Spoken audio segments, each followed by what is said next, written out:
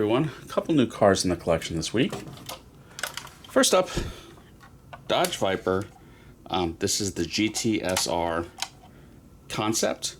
This is by Hot Wheels. Oddly, they don't mark it as a concept, but is very much a concept. This is not the production car. This is almost 25 years old. It was a sneak peek of the upcoming, I guess, 3rd or 4th gen Viper. And it's just an average Hot Wheels. This is not a high-end car.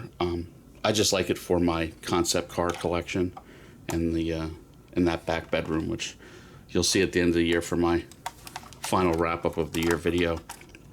Nothing opens in the back. You can kind of see, I guess those are like fuel filler necks or hoses. Like I said, not particularly detailed. The wheels leave a lot to be desired in terms of detail. The brake calipers. This was not an expensive model. This was probably a $29.99 or $19.99 at like Toys R Us 25 years ago.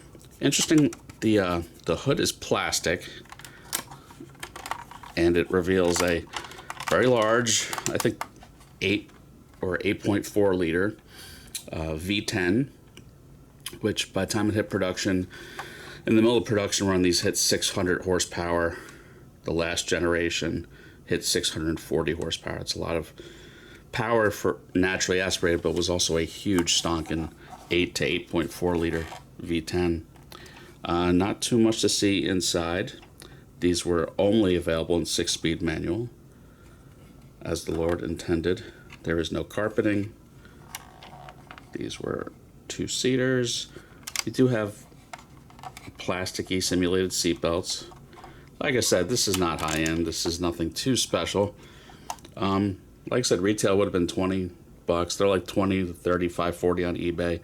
I did get this locally for $8. And that's about what it's really worth to me. It's not the greatest, but still need to have in a collection.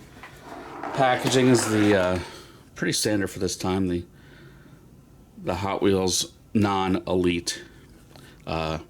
Elites were typically saved for Ferraris, and you know, the kit car and Back to the Future, they were elite non-Ferraris. Very few exceptions, but this is a non-elite.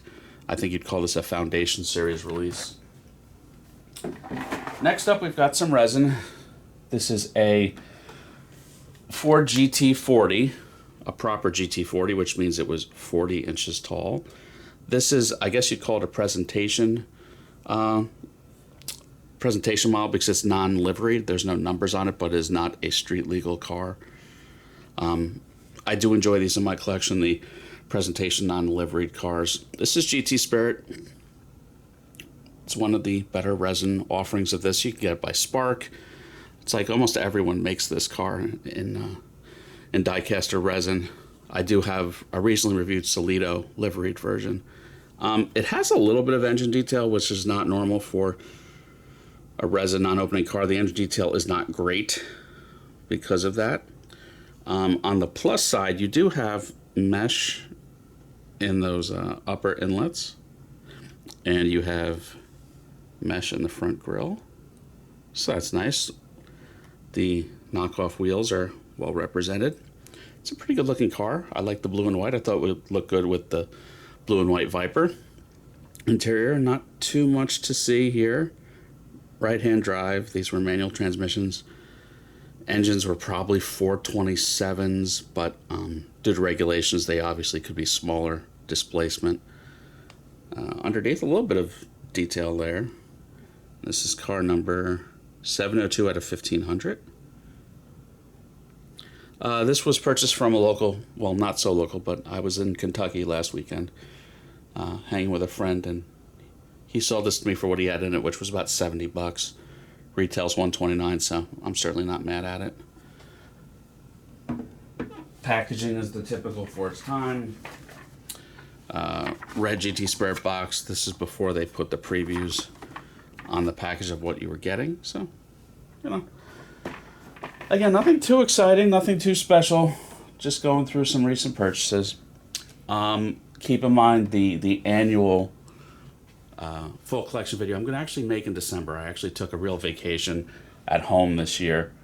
So I'm going to spend time preparing everything, maybe doing a little bit of dusting. So keep an eye out for that. Everyone have a good one. Please like and subscribe.